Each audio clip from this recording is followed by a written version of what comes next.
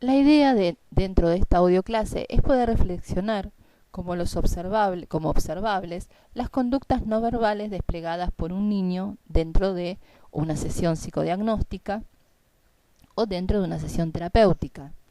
Es importante el comportamiento no verbal, que está constituido por los gestos, por el contacto visual, por las posturas, por las miradas, porque ellos muchas veces dan cuenta de estados anímicos, de preocupaciones, de pensamientos que el niño muchas veces no puede llegar a exteriorizar o poner en palabras. Sobre todo, la comunicación no verbal es muy elocuente para el trabajo con niños desde bebés, obviamente, hasta los 6 años, época en donde todavía, al no producirse la gran socialización que inicia con la escuela primaria, la comunicación no verbal es como más dominante en su estilo comunicacional. Es decir, un niño puede expresarse mucho más a veces por sus gestos, por sus actitudes, por sus reacciones, que por lo que puede llegar a verbalizar del trasfondo de esas actitudes o de esos gestos. Al observar un niño, por ejemplo, en un proceso psicodiagnóstico y sobre todo al inicio, es muy importante ver qué tipo de comportamiento corporal establece con el evaluador.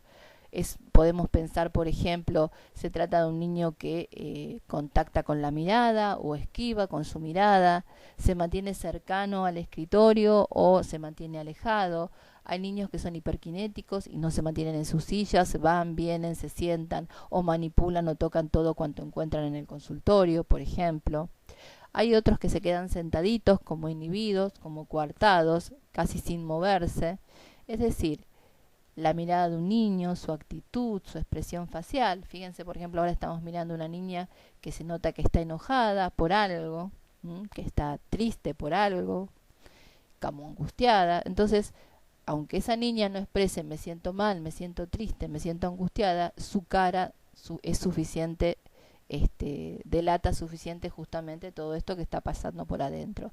Y el hecho es, dentro de un proceso evaluativo o dentro de un proceso terapéutico o en algún lugar donde en cualquier área de trabajos con niños, como puede ser también un docente con sus alumnos, en un jardín de infantes donde todavía la población es mucho más chiquitita.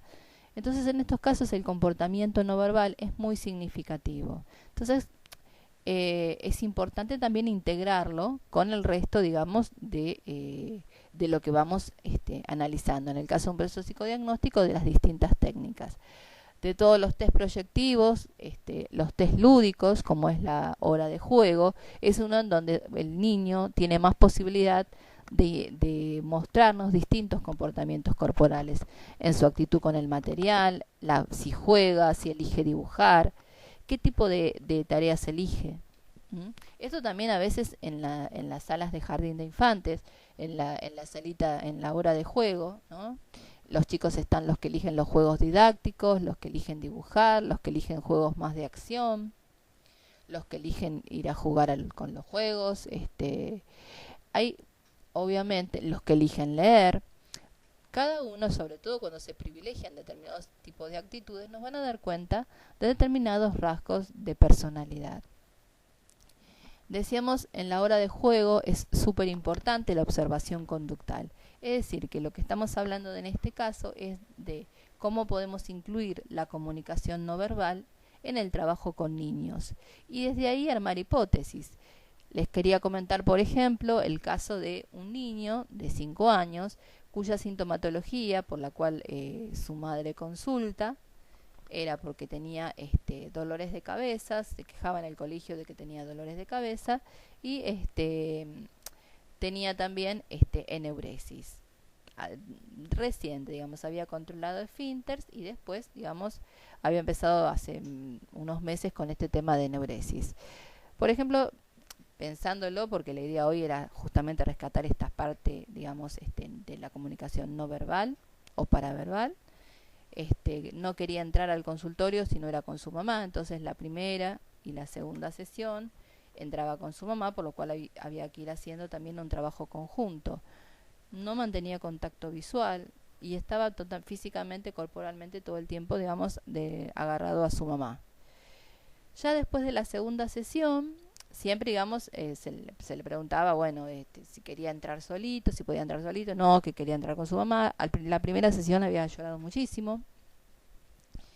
Y ya después de la segunda sesión, el niño empezó a establecer, como decir que no, que él mismo dijo que su mamá se quedara afuera. Y a partir de ahí también cambió su actitud corporal. Con el correr de las sesiones, en una de las sesiones, por ejemplo, el niño se toma la cabeza entre las manos, como cuando a alguien le duele la cabeza, y justamente era uno de los síntomas de consulta. Entonces en ese momento le pregunto que si le dolía la cabeza y que sí, y si estaba pensando en algo, y dice que pensaba en su mamá. Y entonces yo le pregunto si esto le pasaba también cuando estaba en el colegio y qué era lo que pensaba y que extrañaba a su mamá. Entonces el armado ahí como un señalamiento era, entonces cuando vos estás en el colegio extrañas a tu mamá y eso a veces te puede hacer doler la cabeza, a lo cual el niño como que asintió. Significativamente, luego de esa intervención, los dolores de cabeza no volvieron a aparecer en el colegio y la eneuresis se resolvió a los poquitos meses de tratamiento, no habiendo vuelto. Después se hizo un seguimiento, ya que era en una salita, la atención no era de un paciente de consultorio privado. Se hizo un seguimiento y no habían vuelto a aparecer estas sintomatologías.